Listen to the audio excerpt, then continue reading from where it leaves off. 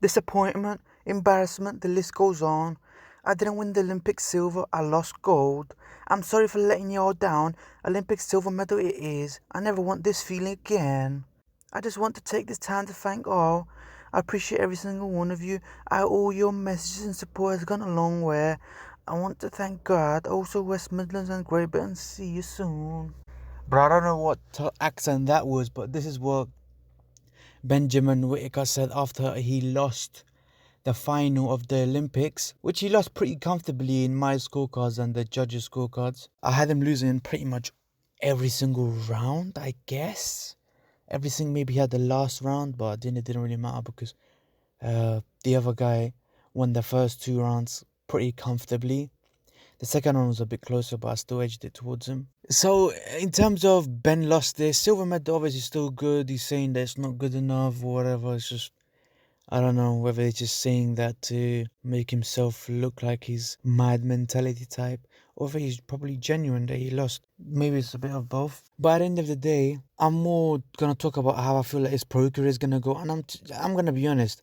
He's got decent skills, but I feel obviously maybe it's just the Olympics, but I feel like he's got no power. Like he needed to knock the other guy out, and I never really saw that coming. Even in his previous fights, I never really saw him knocking any of his opponents out. So Ben Whittaker, I feel like he might have a similar pro career to Josh Kelly. Like good skills, maybe a little bit better pound for pound than Josh Kelly, because Josh Kelly did get hit a lot. But maybe he'll get hit more in the pros as well.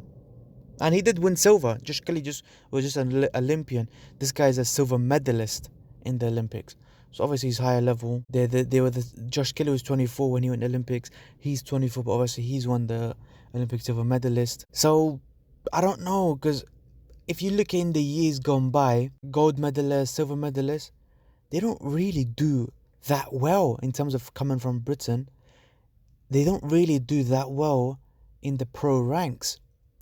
If you look at the history, I think only James DeGill and Anthony Joshua were the only two gold medalists to ever win a world title. And even silver medalists, the ones that have done well from what I can remember, Amir Khan. Like most boxers, they don't really go the Olympic route. Like it's rare. I feel like it's becoming more common now, more recently, but in terms of back in the day, it was mainly about the pro. I feel like now maybe they're taking the Olympics more serious. And even from the 2016 Olympic team, who's done well? Lawrence Okoli, he was the Olympian. He didn't win nothing, but he's the only one that's become a world champion. Joe Joyce, he won silver, I think it was. He won silver. He's doing well. He's getting there, but I don't know how well he can do in the heavyweight division. He's still undefeated. But he was getting smashed up by Takam. And Takam's alright, but he's not anything special. And Joe Joyce was getting smashed up by Takam. Joshua Buatsi, who got a bronze. I feel like everyone has expected more from Buatsi. He's had injuries, but we've still expected more from him. He's 28 now. I feel like he was the one that people had their most hopes on coming from the Olympics, but he hasn't really done anything really. Like he's still fighting at British level. Like 5 years on, you'd expect him to be at world level by now, but he's not really. And he hasn't really fought anyone. He hasn't even really fought anyone at British level. Like he hasn't fought Anthony Yard, Callum Johnson, like Lyndon Arthur, Jose Burton, Craig Richards. He hasn't fought none of these British guys, so we don't even know whether he's the best from Britain yet. And I'm going to be honest, that's kind of a letdown in a way, because I expected more from Buatsi. Like Joe Cordini is 29 now. He hasn't really done much. Josh Kelly, like I mentioned, he lost. So being an Olympian doesn't really guarantee success in the pro. I feel like you'll make good money at the start, because being an Olympian, Eddie Hearn will definitely want to sign Ben Whittaker.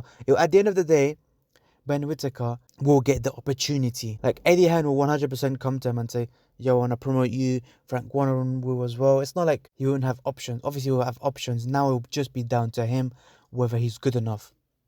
And I don't know whether he is, because he's got decent skills, but he doesn't punch hard enough, in my opinion. When he needed to go for the knockout, he didn't go for it. I feel like he was almost, I don't know whether, because in the amateur it's different. Like you pretty much know the score, So he would have known that he was 2-0 down. So in the last round, he should have went for it more. Risk getting knocked out. If you're that serious, risk getting knocked out going for the win than just losing on points. Because I feel like in the last round, he did have more success, but he didn't really go for it. Especially if you know you're losing. You have to go for the knockout. Maybe he knows he doesn't have power, there's no point. He doesn't want to get embarrassed and knocked out cold or whatever. Maybe he felt the Cuban's power. So yeah, I don't really want to ramble on too much. Benjamin Whittaker is not really that popping.